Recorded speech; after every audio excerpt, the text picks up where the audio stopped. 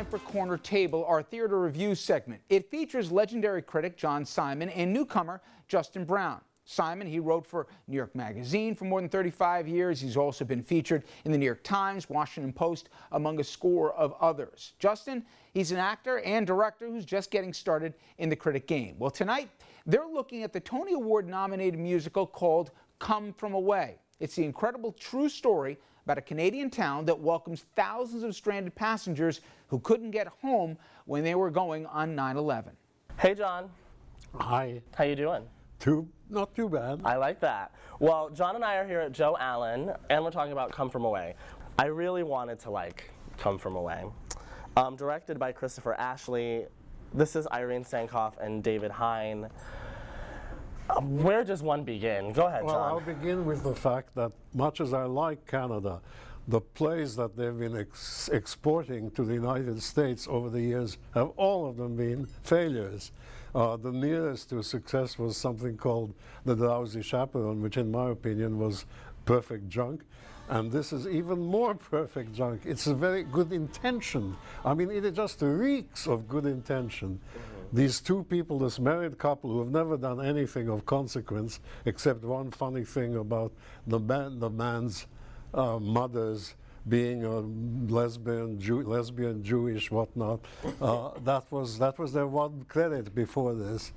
And here we have them doing something which, of course, may have seemed natural to them, to go to Newfoundland, to this island, to this small town, Gander, and interview the people who were there during a crisis when, because terrible things were happening in the United States, 38 airplanes from all over couldn't move beyond there. By the way, the title, Come From Away, is ungrammatical. Even the title stinks. Away is not a place. You can come from far away. You can come from afar. You cannot come from away. Away is a command to get the hell out, which is what I would recommend to the show. You know, it's one of those things that, like, I really try to enjoy it. However, I continue to fall asleep in my seat. And I think that, to say in the most kind terms I can find, the concept of like a folk opera, because that's how I'm going to define it. Everything is set to music in this piece. I can only listen to the banjo and the fiddle only so much. And the orchestrations, the very composition of the music in this piece is so...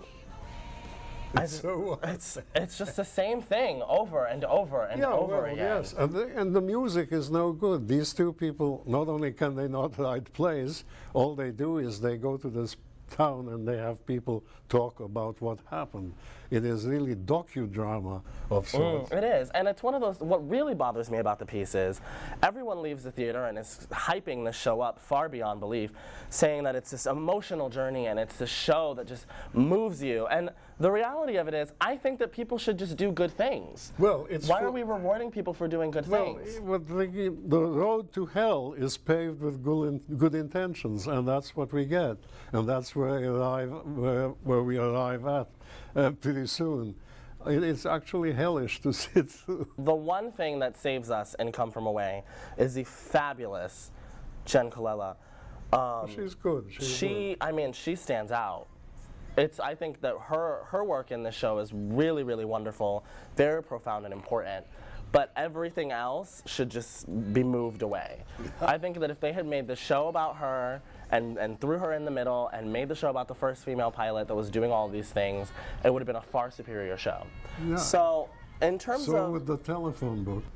I agree with John. I think you should probably stay away from it unless you feel like you like to revel in all of the good timiness of everything, for lack of better words.